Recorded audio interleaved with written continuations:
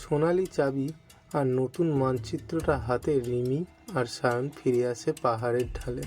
মানচিত্রে একটি জিনিস স্পষ্ট, এক লুকোনো শহর যার নাম আয়নার নগরী। এই নগরী নাকি একসময় ছিল সবচেয়ে জ্ঞানী ও গোপন চরদের রাজ্য।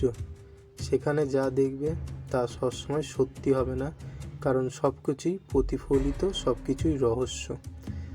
তারা 3 দিন ধরে ট্রেক করে পৌঁছায় সেই গোপন জায়গায়।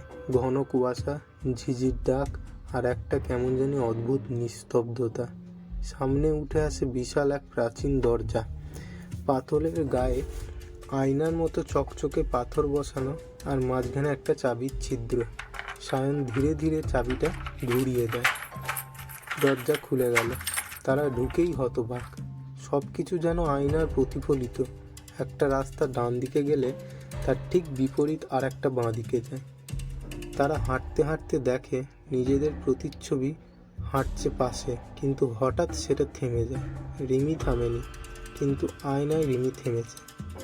দেখেছো, এটা আয়না না, এটা কিছু দেখাচ্ছে, কিছু বলা হচ্ছে, রিমি ফিসফিস করে বলে। একটা চত্বরে পৌঁছে তারা দেখে একটা বিশাল আয়না, আর তার নিচে লেখা, তোমরা সত্যকে জানার আগে নিজের মিথ্যা দেখে নাও। হঠাৎ আয়নায় দেখা গেল রিমি আর সায়নের অতীত, ভুল সিদ্ধান্ত, ভয়, সন্দেহ, ছোট ছোট মিথ্যা। সায়নের চোখে জল চলে আসে। আমি তো ভেবেছিলাম সাহস মানেই সব কিছু করায়, কিন্তু হয়তো সত্যিকার সাহস মানে নিজের ভুল স্বীকার করা। আয়না জ্বলতে শুরু করে, আর সামনে উঠে আসে আরেকটি দরজা। তারা ভেতরে ঢুকতেই দেখে একটা পুরনো সিংহাসনের ঘর, আর তার সামনে একটি রহস্যময় লোক বসে। লোকটা বলে, তোমরা সত্যের খোঁজে এসেছো, চাবি পেয়েছো, এখন সময় জেনে নেওয়ার তোমাদের খোঁজের উদ্দেশ্য কি ছিল।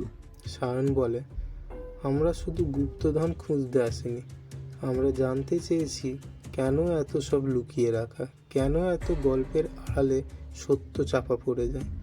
লোকটা হাসে, কারণ সত্য সবসময় ঝুঁকির ভয়ঙ্কর, আর সেই জন্যই শুধু সত্য সন্ধানীরাই তা পায়। এখন তোমরা চাও কি জানতে সর্বশেষ রহস্য? আলোর বই কোথায় আছে? রিমি একবার সায়নের দিকে তাকিয়ে বলে, হ্যাঁ, আমরা শেষ পর্যন্ত যেতে চাই।